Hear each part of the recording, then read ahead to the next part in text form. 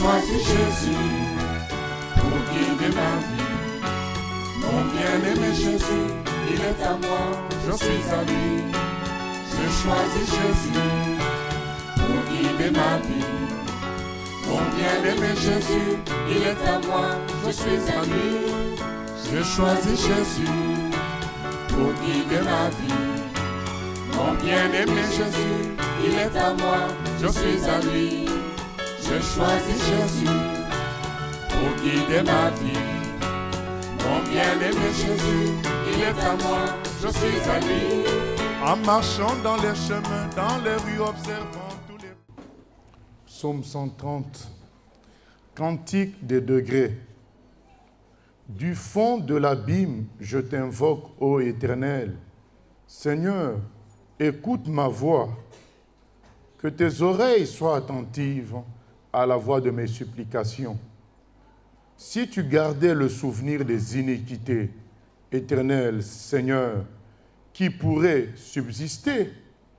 Mais le pardon se trouve auprès de toi afin qu'on te craigne. J'espère en l'Éternel, mon âme espère et j'attends sa promesse. Mon âme compte sur le Seigneur, plus que les gardes ne comptent sur le matin, que les gardes ne comptent sur le matin. Israël, mets ton espoir en l'Éternel, car la miséricorde est auprès de l'Éternel et la rédemption est auprès de lui en abondance. C'est lui qui rachètera Israël de toutes ses iniquités. Notre verset pour aujourd'hui, c'est le verset 4. Mais le pardon se trouve auprès de toi, afin qu'on te craigne. Voilà notre thème. Le pardon, Dieu l'accorde afin qu'on le craigne aussi. Nous lisons dans Luc 7, 36.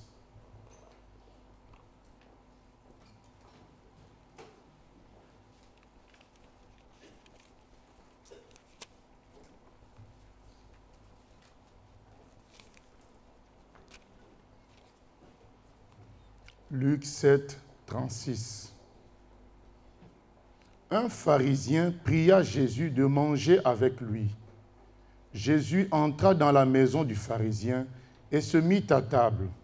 Et voici une femme pécheresse qui se trouvait dans la ville, ayant su qu'il était à table dans la maison du pharisien, apporta un vase d'albâtre plein de parfums et se tint derrière aux pieds de Jésus.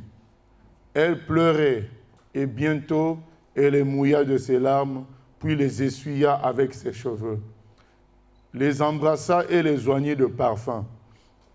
Le pharisien qui l'avait invité, voyant cela, dit en lui-même, si cet homme était prophète, il connaîtrait qui et de quelle espèce est la femme qui le touche. Il connaîtrait que c'est une pécheresse. Jésus prit la parole et lui dit, Simon, j'ai quelque chose à te dire. Maître, parle, répondit-il. Un créancier avait 2 débiteurs. L'un devait 500 deniers et l'autre 50. Comme il n'avait pas de quoi payer, il leur remit à tous 2 leurs dettes. Lequel l'aimera le plus? Simon répondit, celui, je pense, auquel il a le plus remis. Jésus lui dit, tu as bien jugé. Oui, se tournant vers la femme, il dit à Simon, vois-tu cette femme? Je suis entré dans ta maison et tu ne m'as point donné d'eau pour laver mes pieds, mais elle les a essuyés avec ses cheveux. Tu ne m'as point donné de baiser, mais elle, depuis que je suis entré, elle n'a point cessé de me baiser les pieds. Tu n'as point versé d'huile sur ma tête, mais elle a versé du parfum sur mes pieds. C'est pourquoi, je te le dis, ses nombreux péchés lui ont été pardonnés, car elle a beaucoup aimé. Mais celui à qui on pardonne peu, aime peu. Et il dit à la femme, tes péchés te sont pardonnés. Ceux qui étaient à table avec lui se mirent à dire en eux-mêmes, qui est celui-ci qui pardonne même les péchés? Mais Jésus dit à la femme, ta foi t'a sauvé, va en paix. Amen.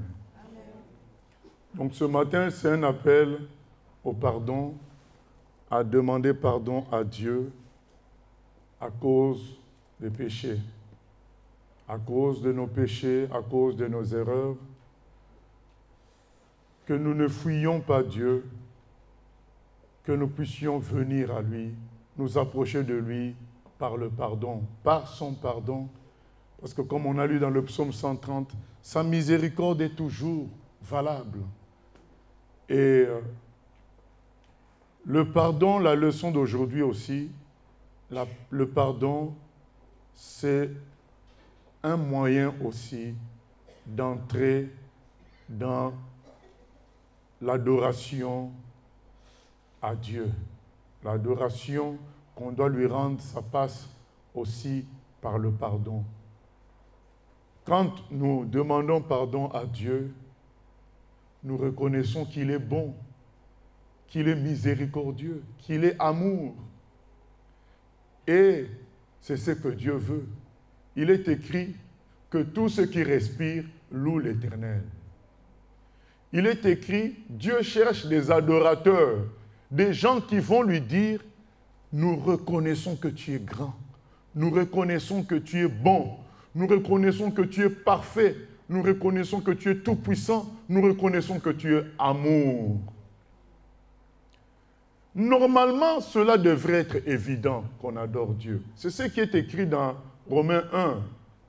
Il y a plusieurs textes à lire. Les autres, je vais les citer rapidement. Dans Romains 1, à partir du verset 18, l'apôtre Paul explique qu'on devrait naturellement adorer Dieu. Romains 1, 18, on va lire quand même. Romains 1.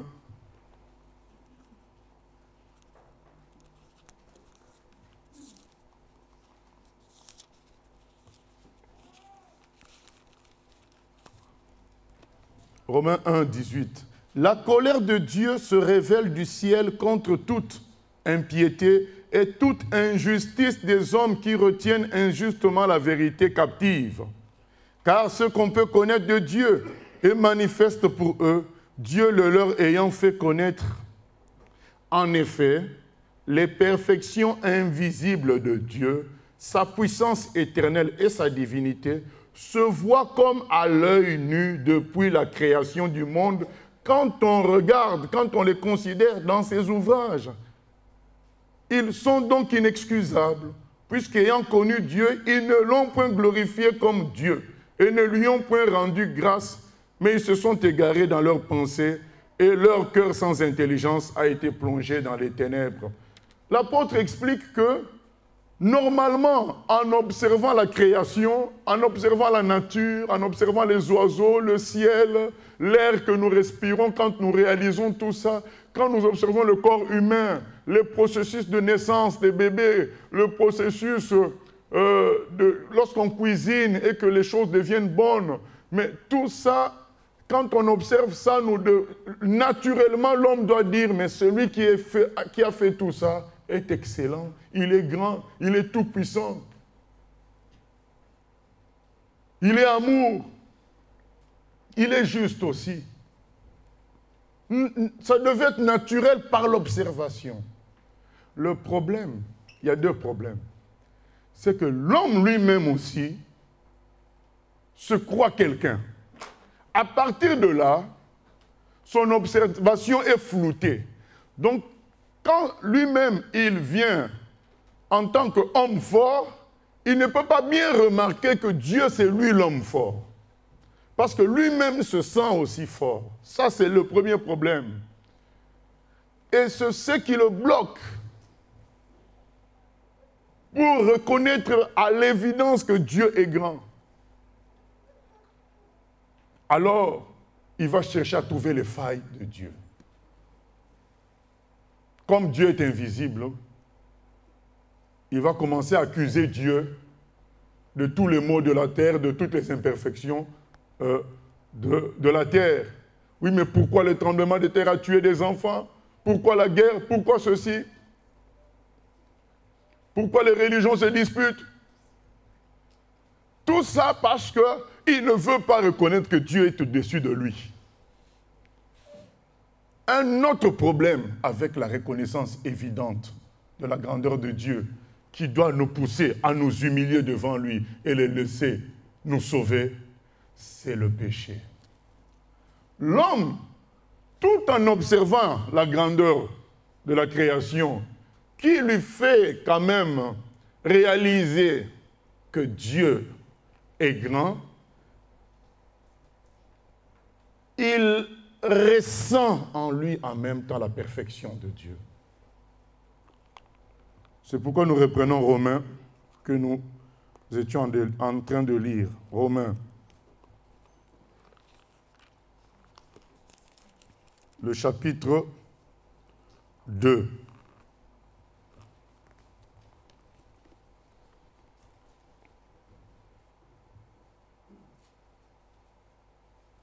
Romains chapitre 2,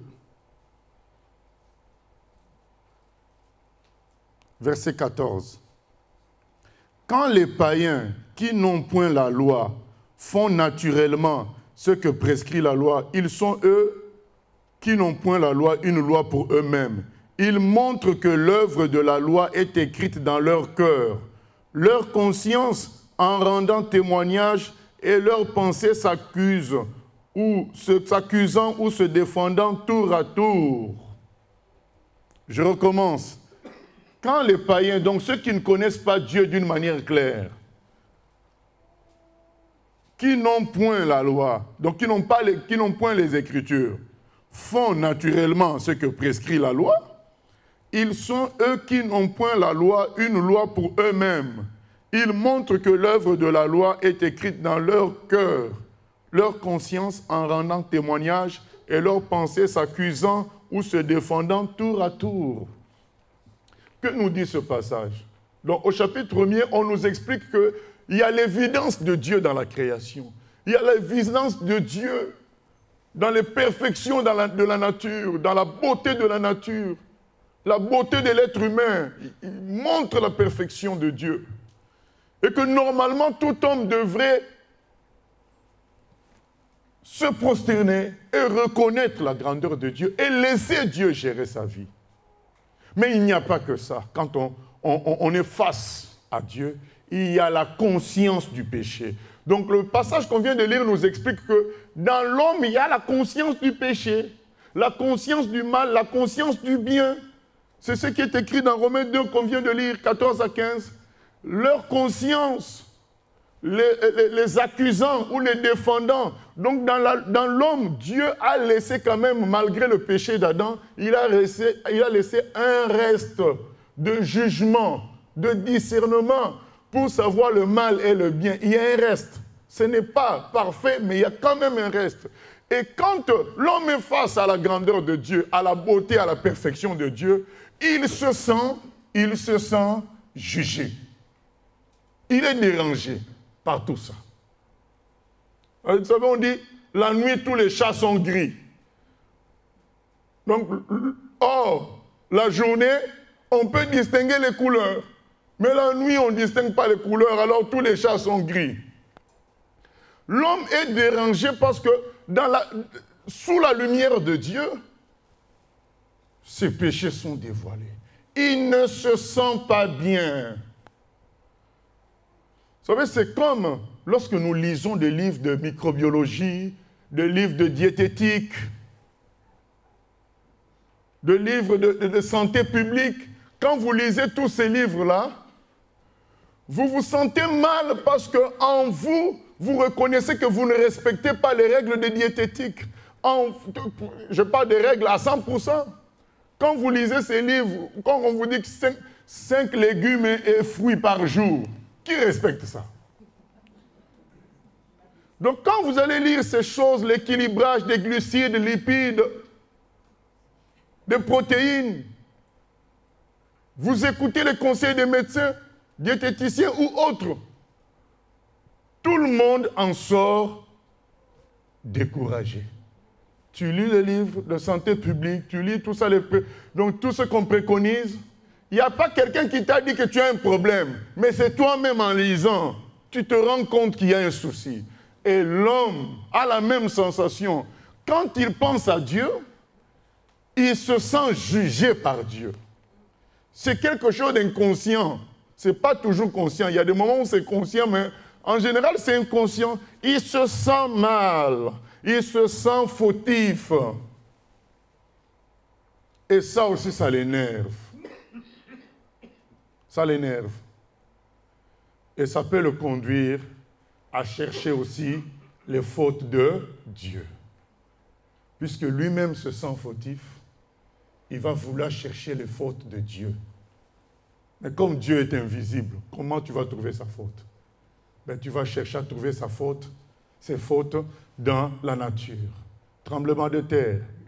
Tu vas chercher à trouver ses fautes dans ceux qui se disent représentants de Dieu. Mais voilà un tel, lui-même, comment il se comporte. Dans le jugement des autres, tu vas commencer à chercher à trouver la faute de Dieu. Parce que tu es gêné par tes propres péchés.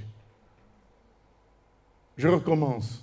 L'homme devrait naturellement reconnaître la grandeur de Dieu, rien que par l'observation de la nature. Parce que les perfections de Dieu sont saisissables par la grandeur de la nature. La nature est tellement belle. D'ailleurs, ce passage que vous pouvez lire à la maison, chapitre 1er et 2, nous montre que l'homme est tellement impressionné par la nature qu'il a fait des éléments de la nature, c'est Dieu. Quelque part, donc, il est impressionné par le soleil, à tel point qu'il en fait son Dieu. Il est impressionné par la mer, il en fait son Dieu. Impressionné par les fleurs, par les arbres. Il est impressionné par tout ça. Il y a des gens qui ont consacré leur vie aux singes. Parce qu'ils sont impressionnés par les gorilles.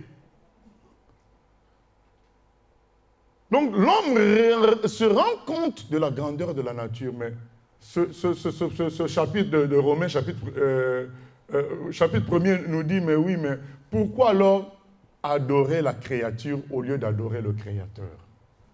C'est ce que Dieu reproche à l'homme. Mais on a dit qu'il y a un problème, c'est que l'homme lui-même se sent aussi fort. C'est pourquoi son observation est floutée. Son observation est altérée, même s'il peut voir la perfection de Dieu, mais il se considère lui-même aussi fort. Alors Dieu lui a donné quelque chose de plus. La sensation, le discernement, le jugement, pour réaliser qu'il est mauvais. C'est ce qu'on vient de lire dans Romains 2, 14 à 15. Dieu a mis dans sa conscience la sensation du bien et du mal, de sorte que l'homme, quoique résistant à la grandeur de Dieu par l'observation, est obligé de reconnaître qu'il est un pécheur, il est mauvais, parce que Dieu lui a laissé cette conscience. C'est pourquoi il est embêté par Dieu. Il est embêté par Dieu. Il sent en lui que ça ne va pas. Et à cause de ça, certains choisissent, comme nous l'avions dit précédemment, de combattre Dieu en voulant l'accuser aussi de faire des fautes. Et comme Dieu est invisible, ils vont combattre les serviteurs de Dieu, ils vont combattre les enfants de Dieu, ils vont combattre tous ceux qui parlent au nom de Dieu pour dire, mais vous vous contredisez, il y a plusieurs religions, vous vous contredisez. D'ailleurs, il y a un pasteur qui a fait telle faute, il y a un chrétien qui a fait telle faute.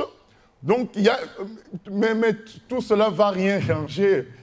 Parce que ce n'est pas le chrétien ni le pasteur qui est l'unité de mesure, c'est Jésus qui est l'unité de mesure.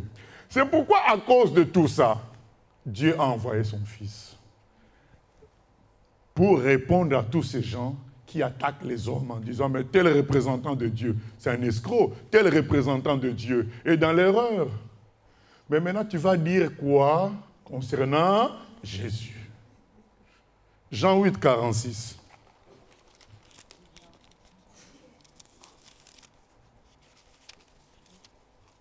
Jean 8, 46. Il est écrit ceci. C'est Jésus qui parle. Qui de vous me convaincra de péché? Si je dis la vérité, pourquoi ne me croyez-vous pas? Jésus dit aux gens qui l'entouraient, qui accusaient, il dit, mais moi, est-ce que vous pouvez trouver chez moi un péché? Personne n'a répondu, bien-aimé, parce qu'en lui, il n'y avait pas de péché. Dieu a envoyé son Fils afin que tout homme ait une référence. Vous dites, voilà l'homme. Vous savez, quand Pilate a vu Jésus, il a dit, voici l'homme. Ça a été, nos anciens ont considéré ça comme une sorte de révélation que Pilate avait reçue. Une prophétie que Pilate avait reçue. Donc quand Jésus apparaît, il dit, voici l'homme. Donc en réalité, c'est l'Esprit qui a parlé à travers Pilate pour dire, voilà l'homme selon Dieu. Voilà l'homme selon Dieu. Voilà la référence. Dieu manifesté en homme, de sorte que quiconque cherche des poux, cherche la saleté auprès des représentants de Dieu terrestre, soit confondu. Quand il voit Jésus, il n'y a pas de défaut. Il n'y a pas de faute. C'est Jésus qui est l'image de Dieu parfaite. Et donc, beaucoup, lorsqu'ils se sentent gênés par leur péché, la réaction, c'est observer le péché dans les autres humains et équilibrer en se disant, mais bon, je ne suis pas plus mauvais que les autres. Je ne suis pas plus méchant que les autres. Les autres font beaucoup plus de péchés que moi. On vient de lire la parole, c'est écrit, ils sont inexcusables. Inexcusables. Parce que leur conscience aussi les accuse. Ils sont inexcusables. C'est écrit, hein? Ils trouvent des excuses à travers le péché des autres. Et la Bible dit, ils sont inexcusables parce que Jésus est parfait. Jésus est parfait. Il est net. Deuxième réaction. Troisième réaction plutôt. C'est des gens qui disent, qui se sentent mal parce qu'ils réalisent qu'ils ont le péché en eux, ils réalisent que ça ne va pas et restent dans le découragement, dans la dépression et bref, dans le malheur. Ils sont découragés, ils sont fatigués. C'est de ceux-là que Jésus parle quand il dit dans Matthieu 11, 28 à 30, « Venez à moi, vous tous qui êtes fatigués et chargés. » C'est des gens qui disent, « Dieu est trop parfait pour que je puisse le suivre. Je suis trop sale pour que Dieu puisse me sauver. Quand est-ce que je serai parfait pour plaire à Dieu ?» C'est ce qui tourne dans la tête de ce genre de personnes. Et ils sont tout le temps malheureux parce qu'ils sentent qu'ils ne sont pas à la hauteur. Et ils sont fatigués et chargés. Parfois, ça peut se transformer aussi en colère contre Dieu. Mais pourquoi tu nous as créés comme ça? Mais ce n'est pas Dieu qui nous a créés comme ça. Dieu nous a créés bons. C'est le péché qui nous a rendus comme ça. Ce n'est pas la faute de Dieu. C'est le péché qui nous a rendus comme ça. C'est des gens découragés. C'est des gens malheureux. Et qu'est-ce qu'ils vont faire pour un groupe, une catégorie de ces personnes-là? Ils vont chercher à paraître parfaits aux yeux de Dieu. Par leurs propres efforts, par leurs propres œuvres. Ils vont tenter de ne plus voler, tenter de ne plus mentir, tenter de ne plus se mettre en colère. Ils vont tenter, essayer de montrer à Dieu, mais est-ce que je ne suis pas bien pour toi? Mais Romains 3,10 nous dit, il n'y a point de juste, même pas un seul. Romains 3,23 nous dit, tous ont péché et sont privés de la gloire de Dieu. Donc Romains 3,10 et Romains 3,23 nous découragent à vouloir paraître, à travailler par nous-mêmes pour venir devant Dieu pour dire, mais je viens devant toi, je te suis certainement agréable. Ah non, Romains nous décourage par rapport à tout ça. Nous allons lire encore dans Luc 18.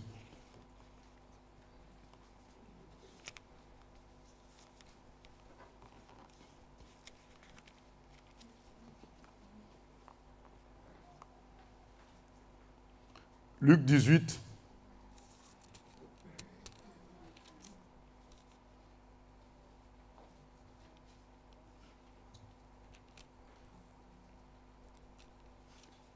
Il est écrit ceci, à partir du verset 18.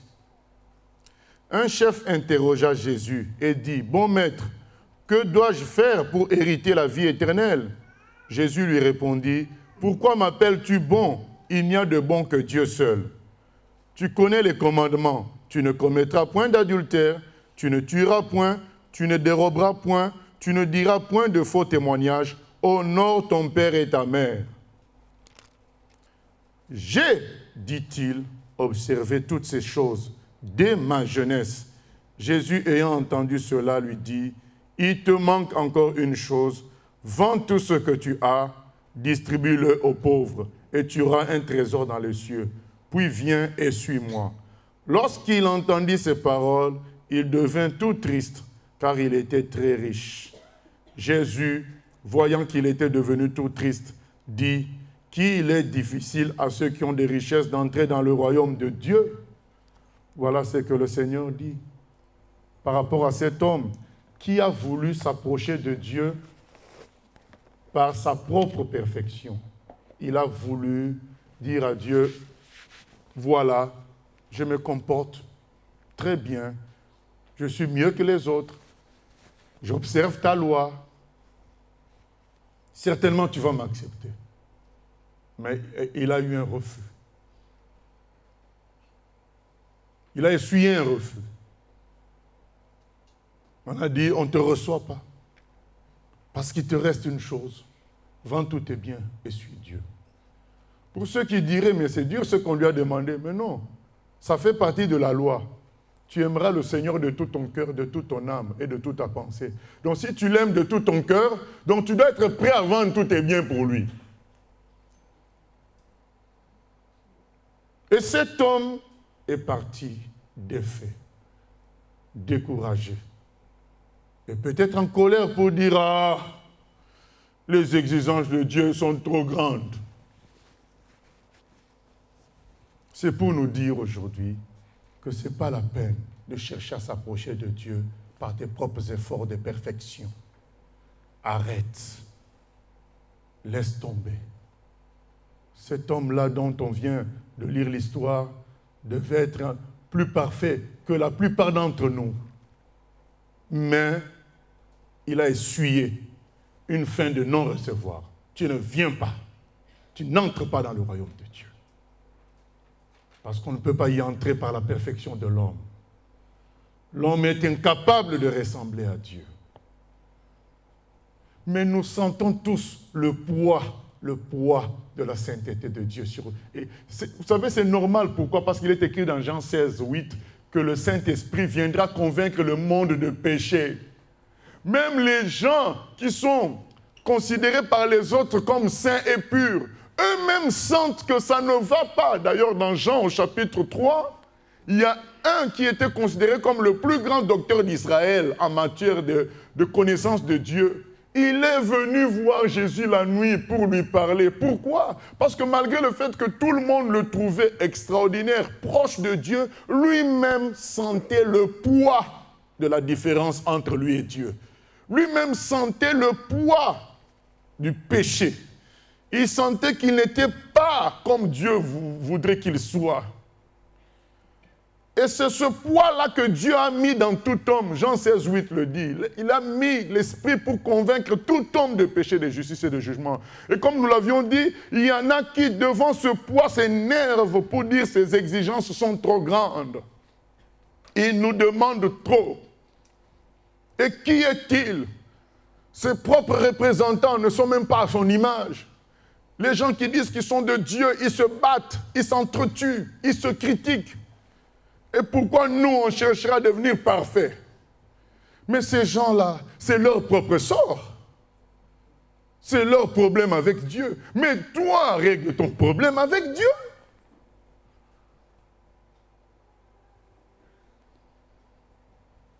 Je comprends qu'on soit déstabilisé par ce poids du péché. Et Dieu le comprend. C'est pourquoi il nous dit dans Matthieu 11, 28 à 30, « Venez à moi, vous tous qui êtes fatigués et chargés, je vous donnerai le repos. » Parce qu'il sait qu'on est chargé par ce poids de l'imperfection. Même quand tu ne voles pas, tu ne tapes personne. Mais comment tu réagis lorsque quelqu'un t'a injurié? Comment tu réagis lorsque tu as appris que tu as été critiqué? Comment tu réagis lorsque quelqu'un t'a dépassé dans un domaine? En toi, tu vas sentir qu'il y a la jalousie. Et ça te rend mal à l'aise. Alors, au lieu de te décourager, au lieu de t'énerver contre Dieu, humilie-toi. Aujourd'hui, l'enseignement, c'est quoi? N'aie pas honte de venir demander pardon à Dieu parce que ça lui fait honneur. Autrefois, on nous a dit de demander pardon parce que c'est une puissance qui nous libère, nous. Mais aujourd'hui, apprenons que quand on demande pardon à Dieu, ça élève son grand nom. Et que nous ne devrions pas être gênés de venir lui demander pardon parce que ça lui plaît. Quelque chose qui lui plaît, pourquoi être gêné? Parce que qu'est-ce qui nous embête? C'est qu'on se dit que Dieu est embêté par nous. C'est pourquoi nous aussi nous sommes embêtés. On se dit que Dieu est dérangé par nous et ça nous dérange que Dieu soit dérangé. Mais quand tu apprends que quand tu viens lui parler de ton péché, lui il est content, mais tu changes d'attitude. Ah bon? Je ne savais pas que quand je viens confesser, Dieu est glorifié. Psaume 130. Le pardon se trouve en toi afin qu'on te craigne. Dieu pardonne. En pardonnant, la crainte, le respect pour lui augmente en nous. Et qu'est-ce que Dieu recherche? Dieu recherche les adorateurs, ceux qui le respectent, ceux qui le craignent. Il cherche de telles personnes et le pardon permet cela. Le pardon rétablit Dieu dans sa grandeur, Dieu dans son amour, Dieu dans sa toute-puissance, parce qu'on ne demande pas pardon pour demander, c'est à quelqu'un de plus grand. Parce que quand on demande pardon, ce n'est pas parce qu'on a directement visé Dieu en général, c'est parce qu'on a fait des péchés sur terre. Donc quand on demande pardon, on veut dire quoi? J'ai mal utilisé ce que tu m'as donné comme corps, comme être. Donc tu reconnais par là que c'est Dieu qui t'a donné cette vie. Tu reconnais par là que Dieu est ton juge. Donc il est ton chef, il est ton roi. Et surtout tu reconnais qu'il est amour. Et quand tu es pardonné comme ça, il y a la reconnaissance qui vient. Et cette reconnaissance permet maintenant la vraie adoration, la vraie louange, que peut-être n'a pas obtenu la nature, peut-être n'a pas obtenu l'observation des bienfaits de Dieu, de l'observation de la perfection de Dieu à travers sa création. Ça n'a peut-être pas obtenu ça, mais le pardon peut obtenir ça, peut t'amener maintenant à commencer à servir Dieu, à louer Dieu. Parce que tu es gêné par le péché qui est en toi, tu es gêné par des erreurs. Alors, au lieu de réagir par la colère en condamnant Dieu, les gens diront, mais moi je ne condamne pas Dieu. Oui, mais tu condamnes Dieu en contestant, en jugeant les autres, en comparant avec les autres. Tu es en train de dire que Dieu est comme les autres. Non, Dieu n'est pas comme les autres, Dieu est parfait et c'est lui ton unité de mesure, donc tu dois parler par rapport à lui. Quand tu te compares aux autres, tu es en train de rabaisser Dieu au niveau des autres. Et souvent, ça conduit à la rébellion vis-à-vis de Dieu lui-même. On devient rebelle. Mais quand on s'humilie, quand on se souvient, Mais finalement, quand je demande pardon à Dieu, la vérité est rétablie. Moi, je suis un homme pécheur, lui, il est juste. Quand on lit Jean 16, 8, c'est dit, l'Esprit viendra nous convaincre de péché, de justice et de jugement. De péché, ça c'est nous. Mais il explique de justice parce qu'un seul est juste, c'est Jésus. Donc quand nous péchons, quand nous allons demander pardon, nous reconnaissons qu'un seul est juste, c'est Jésus seulement. Et que nous sommes de la clique de Romains 3,10. Il n'y a point de juste, pas même un seul. Nous sommes du groupe de Romains 3,23. Tous ont péché et sont privés de la gloire de Dieu. Mais Dieu, la bonne nouvelle aujourd'hui, c'est que Dieu est prêt à accorder le pardon afin que ta reconnaissance soit grande et que tu entres finalement dans l'adoration. Tu entres finalement. Enfin, tu entres dans la louange. Enfin, tu entres dans le respect de son nom. Il cherche à ce que tu respectes son nom. Et le pardon est un des moyens par lequel tu peux entrer dans cette dimension-là d'adoration et de louange. Au lieu de cacher tes péchés. C'est écrit dans Proverbe 28, 13. Celui qui cache ses transgressions ne prospère point, mais celui qui les avoue et les délaisse obtient miséricorde. Au lieu de cacher tes péchés, au lieu de les mettre sur une balance avec les péchés des autres et voir que finalement c'est les autres qui l'emportent dans leur méchanceté, viens, comme David, reconnaître que Dieu est bon. Il est amour pour te pardonner et bénéficie de ce pardon. Le pardon se trouve en toi afin que l'on te craigne. Nous avons lu le texte de cette femme qui était pécheresse. Elle entre chez Simon, où était Jésus. Elle commence à pleurer, laver les pieds de Jésus avec ses larmes. Et les gens n'ont pas compris, mais comment Jésus se laisse faire? Et Jésus dit, mais si cette femme le fait, c'est parce qu'elle a été pardonnée de beaucoup de péchés. Elle, au moins, n'a pas honte de venir dire qu'elle est une pécheresse, de venir pleurer sur ses péchés et d'attendre la miséricorde de Dieu. Et Jésus dit, c'est pourquoi elle aime beaucoup. Bien-aimés, est-ce que vous comprenez pourquoi aujourd'hui il y a peu de chrétiens qui soient efficaces, engagés vraiment à 100%, c'est parce qu'ils ne sont pas passés par le pardon. Ils se croient plus ou moins bons.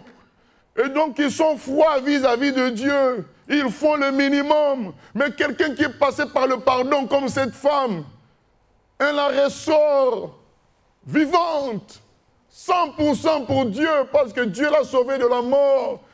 Et vous savez, le poids du péché, c'est comme une sorte de mort. Tu sens que tu n'es pas à la bonne place. Quand tu penses à Dieu, tu sens qu'il n'est pas pour toi. C'est ça que fait le poids du péché. Dès que tu penses en Dieu, tu sens que ce n'est pas pour moi. Je suis trop mauvais. Donc c'est comme si tu es mort. Alors imagine qu'on te dit, mais c'est effacé tout ça. Tu sautes de joie. Imagine qu'on dit, tout ça n'est plus compté. C'est ce qui est écrit dans le psaume 32. Vous savez, quand Dieu appelle quelqu'un l'homme selon son cœur, il faut faire attention. Les grands théoriciens, les grands comparateurs. Dieu a appelé David l'homme selon son cœur. Et la plupart des vérités que je vous cite, ça vient de sa bouche bien-aimée. Dans le psaume 32, il dit, heureux l'homme à qui Dieu ne retient plus son péché. Dieu ne compte plus ça. Vous imaginez comment cet homme va être, puisqu'on ne compte pas ses péchés. Les pages sont blanches. Parce qu'il y a un livre qui retient le péché des humains. Tout est écrit. Mais celui qui vient en Jésus, le sang de Jésus efface tous les péchés. Et donc on prend son livre à lui. Quand on ouvre, les pages sont blanches. Vous imaginez la joie d'une telle personne. Pourquoi le manque d'efficacité aujourd'hui? Pourquoi beaucoup de chrétiens ne sont pas à 100%? Parce qu'ils ne sont pas passés par le pardon. Ils se croient plus ou moins bons. Donc, ils n'ont pas la reconnaissance qu'il faut devant Dieu. C'est ce que Jésus explique dans Luc 7. Cette femme fait ce qu'elle fait là. Vous savez ce qu'elle a fait? Donc elle est entrée au milieu des hommes. C'était déjà grave, une femme entrée comme ça au milieu des hommes, t'afficher au milieu des hommes dans leur pays. Elle entre au milieu des hommes et elle qui est une femme de péché, elle entre au milieu des hommes. Déjà, le fait qu'elle était aussi une femme de péché, c'était mal vu qu'elle entre. C'est pourquoi les gens ont accusé Jésus. Ils ont critiqué Jésus en disant, mais comment elle peut laisser une telle femme le toucher? Troisièmement, il ose mettre ses cheveux sur le corps de Jésus, sur les pieds de Jésus, ses larmes sur les pieds de Jésus. Mais les gens disent, mais non! Mais cette femme s'est exposée comme ça devant tous les hommes. Pourquoi?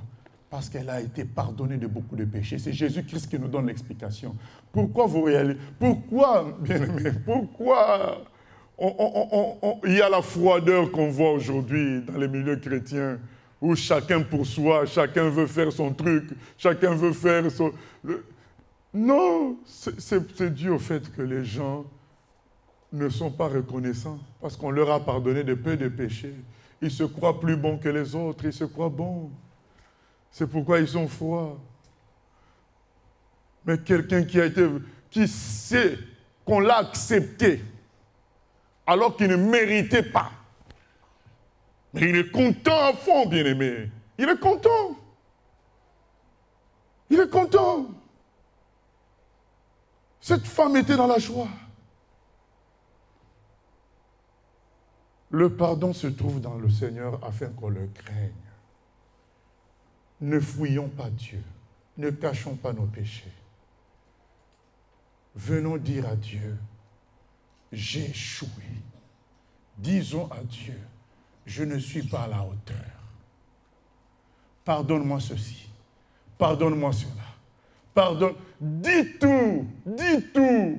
Celui qui avoue ses transgressions et les délaisse obtient miséricorde.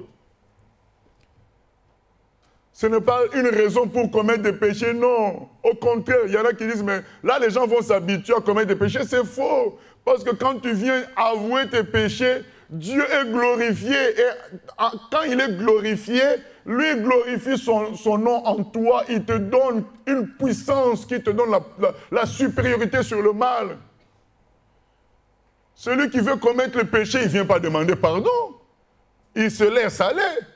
Donc ne crois pas qu'en demandant pardon, c'est comme un encouragement qu'on te laisse, qu'on te fait pour commettre les péchés, comme certains le croient. Non.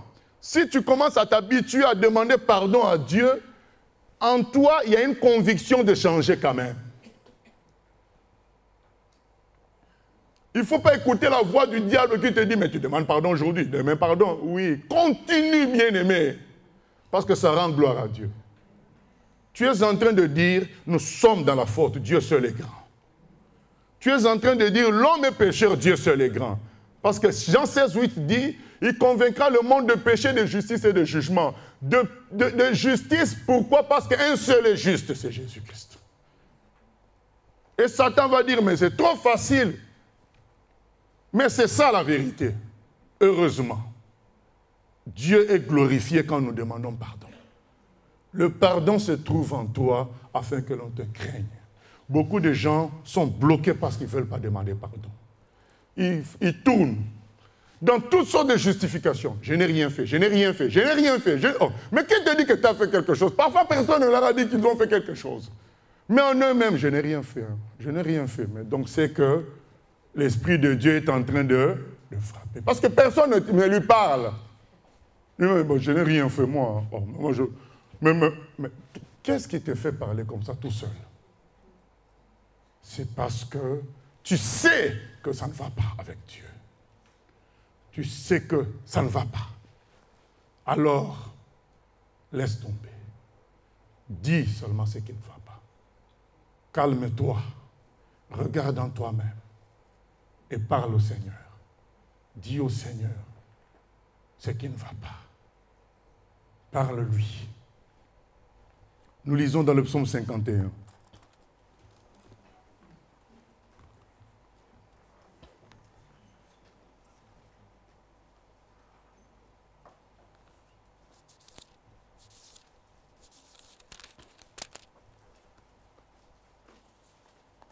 Toujours mon ami David. Au chef des chantres, psaume de David.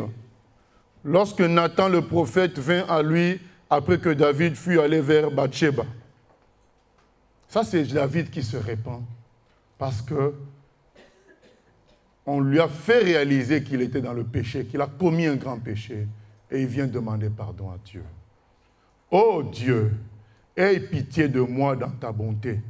Selon ta grande miséricorde, efface mes transgressions.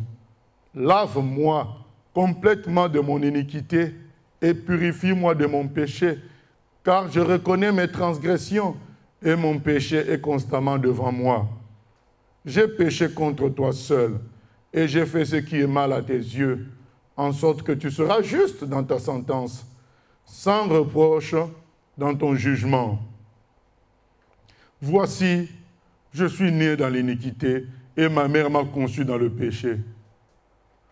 David fait l'état de la situation. Il raconte. Vous savez, bien aimé, disons ce qui est.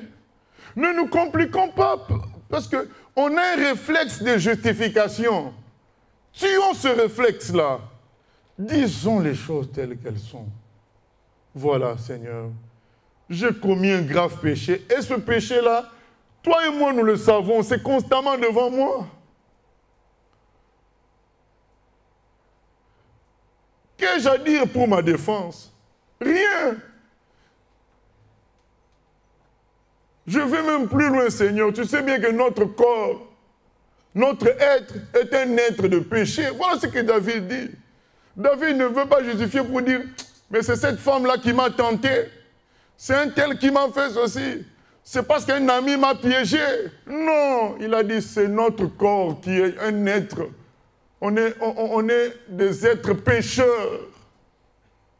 On est des êtres mauvais. Il n'a accusé personne. Et quand on lit souvent, quand on entend les gens parler du péché de David, beaucoup disent, ah, mais oui, mais c'est cette femme-là aussi. Mais non, David, lui, n'accuse personne. Il dit, c'est parce que nous sommes des êtres pécheurs. Je suis un être mauvais, Seigneur.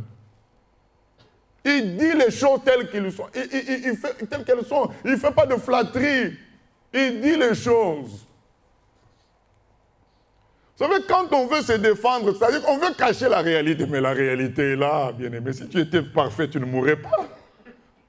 Tu ne tomberais jamais malade. Tu ne serais pas mal à l'aise. Tu es mal à l'aise. Tu es mal à l'aise, dis les choses à Dieu. Tu es mal à l'aise. Il dit, voici, je suis né dans l'iniquité, verset 7, et ma mère m'a conçu dans le péché. Mais tu veux que la vérité soit au fond du cœur. Fais donc pénétrer la sagesse au-dedans de moi. Purifie-moi avec l'hysope, et je serai pur. Lave-moi, et je serai plus blanc que la neige. Annonce-moi l'allégresse et la joie, et les eaux que tu as brisées se réjouiront. J'espère qu'il y a des gens qui connaissent ce chant-là. Détourne ton regard de mes péchés. Efface toutes mes iniquités. Ô Dieu, crée en moi un cœur pur. Renouvelle en moi un esprit bien disposé. Ne me rejette point, pas loin de ta face. Ne me retire pas ton Esprit Saint. Rends-moi la joie de ton salut et qu'un esprit de bonne volonté me soutienne. J'enseignerai tes voies à ceux qui les transgressent et les pécheurs reviendront à toi. Amen. On voit là la conséquence. Quand quelqu'un est sauvé comme ça, il peut aller dire à tout homme, mais pourquoi vous traînez dans le péché? La question est déjà réglée par Dieu. Pourquoi continuer? Moi, je viens d'être sauvé. Je viens d'être pardonné. Pourquoi continuer? Venez, j'enseignerai. J'enseignerai. David dit, et c'est logique, bien aimé. Ce que David raconte, hein, c'est vraiment l'état d'une personne pardonnée. Il a envie que tout le monde soit pardonné. Il se dit, mais ils perdent leur temps à discuter, à polémiquer. Viens être pardonné. Viens au Père qui t'appelle Oh, reviens à la maison. Bien-aimé, reviens à la maison. La maison, ce n'est pas ce temple. Ce n'est pas ce lieu. La maison, c'est dans la présence de Dieu, dans la paix, dans la joie, d'un enfant sauvé. Pas d'un costaud chrétien, mais un enfant sauvé.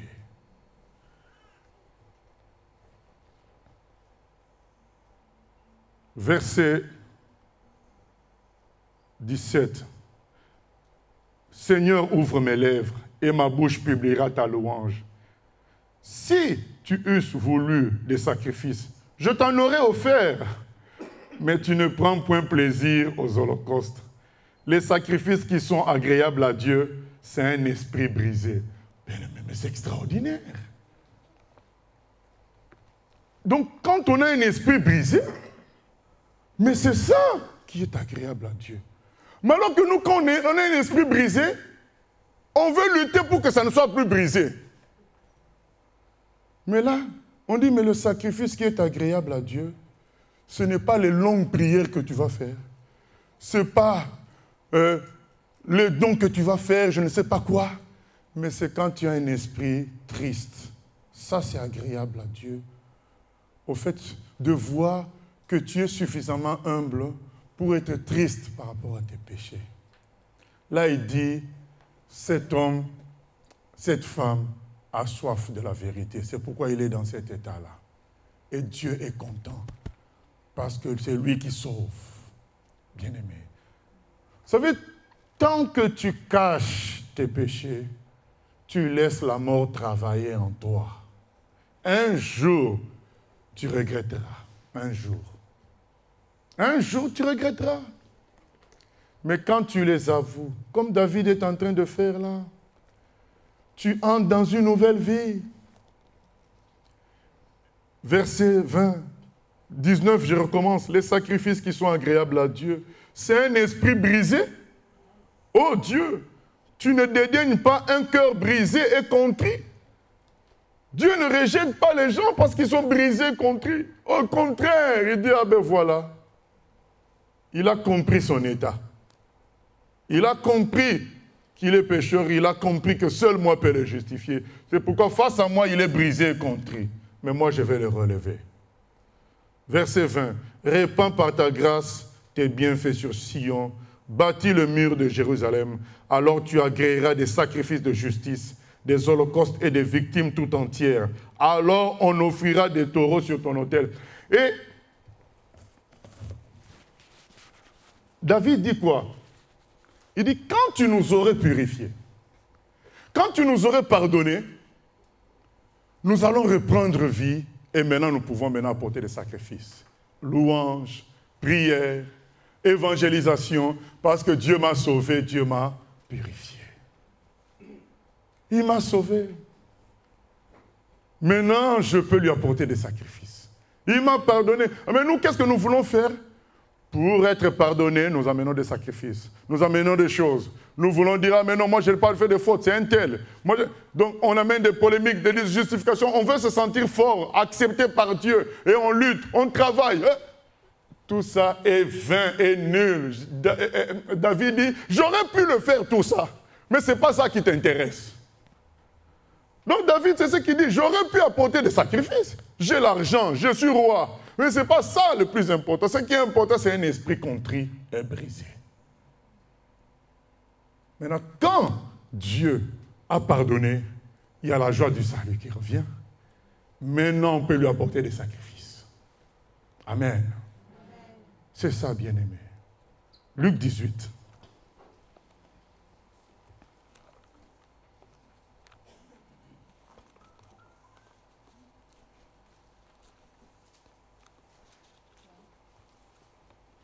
Luc 18.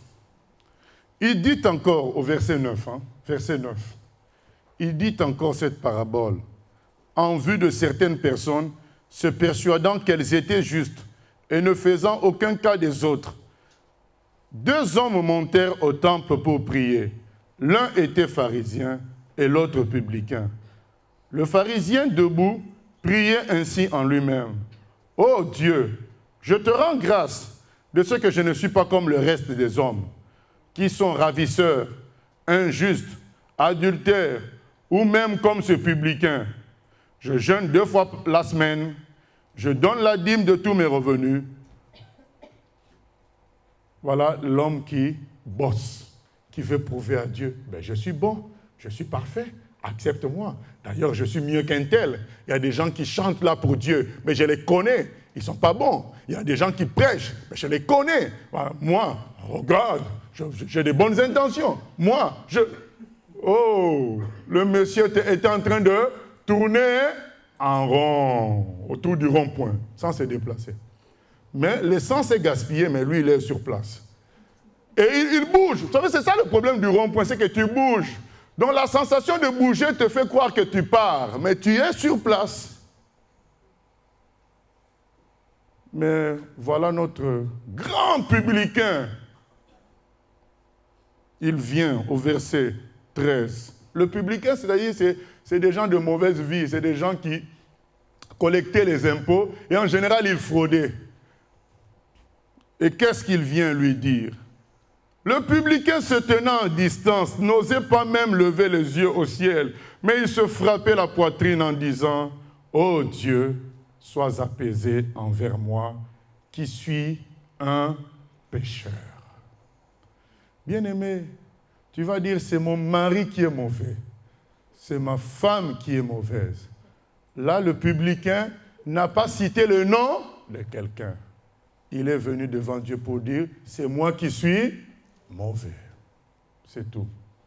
Je parlais à une sœur, je lui expliquais que quoi qu'on me fasse, je ne condamne pas les gens parce que je me considère moi-même comme étant redevable vis-à-vis de Dieu.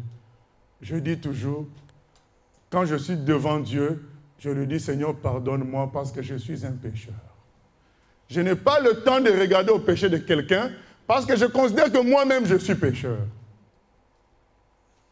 Mais quand tu oublies que toi tu es pécheur, tu vas passer ton temps à regarder au péché des autres. Si quelqu'un me dit, mais comment tu supportes? Mais je supporte parce que je me considère moi-même comme fautif devant Dieu. Donc quand je suis devant Dieu, je m'intéresse à mon péché, je ne m'intéresse pas au péché des autres. Quoi qu'il me fasse, je dis le problème, c'est moi-même. Je dois régler ma situation avec Dieu. C'est tout. Règle ta situation. Si tu règles ta situation, le Dieu Tout-Puissant sera avec toi. Et quiconque se mettra sur ton chemin sera balayé au nom de Jésus-Christ. Tu n'as pas besoin de passer du temps à condamner les autres parce qu'ils sont insignifiants devant la puissance de Dieu. Alors règle ton problème avec Dieu. C'est tout. Si tu règles ton problème avec Dieu, Dieu s'occupera du reste. Cherchez d'abord le règne de Dieu, le royaume de Dieu. Le publicain a dit, c'est moi le problème. Oh Dieu, sois apaisé envers moi. J'ai des problèmes. Verset 14. Je vous le dis, ça c'est le Seigneur des Seigneurs qui parle. Celui-ci descendit dans sa maison, justifié, plutôt que l'autre, car quiconque s'élève sera abaissé, et celui qui s'abaisse sera élevé. Amen. Amen. Quiconque se lève sera abaissé, mais celui qui s'abaisse devant Dieu sera élevé. Règle ton propre problème, ta propre situation. Quand tu t'approches de Dieu, c'est ta propre situation que tu lui exposes. Tu dis, Seigneur, je ne fais pas ce qu'il faut. Voilà. Peut-être tu n'as pas commis un péché clair, mais tu dis au Seigneur, je ne fais pas ce qu'il faut. Je ne suis pas tendre comme toi. Je ne suis pas amour comme toi. Je n'ai pas la sagesse comme toi. Je n'ai pas l'équilibre comme toi, Seigneur, dans ton amour et dans la vérité en même temps. Moi, Seigneur, j'insiste trop sur le côté policier. Et il y en a qui vont dire, Seigneur, j'insiste trop sur le côté bonté, j'oublie la vérité. Dis au Seigneur ton problème. Seigneur, au fond, quand même, entre nous, là tu regardes à gauche, à droite, entre nous, Seigneur, j'aime trop l'argent. Tu le dis, dis, vous êtes seul. Tu lui dis. Et Seigneur, là, bon, on dirait la musique de Michael Jackson ne m'a pas encore quitté. Voilà. Tu dis au Seigneur, il n'y a pas de souci. Le pardon, souviens-toi de ce verset, le pardon se trouve en toi afin qu'on te craigne. Quand quelqu'un t'a pardonné, tu vas le craindre. Tu vas dire, ça c'est un bon maître. Ça c'est un bon maître. Vous savez, la vraie transformation, c'est quand on touche le cœur de quelqu'un. Hein. On peut impressionner quelqu'un parce qu'on est général, tout ce qu'on veut. Mais à un moment donné, on n'est plus général. Quand on doit manger, est-ce que tu es général? Tu n'es plus général. Quelqu'un d'autre a fait la cuisine. Il pouvait cracher 5 fois dans la soupe. Comment tu vas savoir? Mais oui, tu n'es plus général. Tu n'es plus général, là, en ce moment-là. Mais quand tu as touché le cœur de ton cuisinier, il t'aime comme s'il aime son propre enfant. Est-ce qu'il peut faire ça? Jamais. Mais quand je t'impressionne, moi je connais, des amis m'ont raconté qu'ils faisaient le agent d'entretien à Paris, dans les bureaux des gens bien positionnés. Le monsieur, il urinait sur la lunette des toilettes. Et il essuyait légèrement pour que ça ne se voit pas. Parce qu'il se disait, mon patron va s'asseoir là, lui qui crie tout le temps. Bien-aimé. Il y a des moments où tu n'es plus général, tu n'es plus chef. Ça demande de toucher le cœur de quelqu'un. Il y a des gens qui passent leur temps à injurier leur femme, à taper leur femme. Mais quand il est avec les copains, moi, je règne chez moi là-bas. Mais un jour, on va voir 10 ans, rendez-vous dans 10 ans. On les connaît. Les mêmes après, ils viennent. Priez pour moi, ça ne va pas. Oh, mais on croyait que tu régnais. Quand on est doux, on aime les gens, on leur fait du bien, ça change leur cœur. On pardonne, ça touche le cœur. Et quand tu as gagné le cœur de quelqu'un, tu as tout gagné. Ce n'est pas en impressionnant qu'on gagne quelqu'un, qu'on triomphe des gens. C'est en touchant les cœurs de personnes. C'est pourquoi Dieu pardonne. Quand il pardonne, il a touché notre cœur. On peut maintenant le servir par reconnaissance. Le pardon se trouve en Dieu afin qu'on l'on craigne vraiment réellement. C'est la profondeur. Au début, il y a l'extérieur, la nature, les merveilles de Dieu. Mais Dieu veut toucher la profondeur, le cœur. Et ça, c'est par le pardon. Alors aujourd'hui, bien-aimés, soyons francs. Disons à Dieu notre problème. Disons à Dieu. N'ayons pas honte parce que le pardon se trouve en lui, afin que l'on craigne l'Éternel.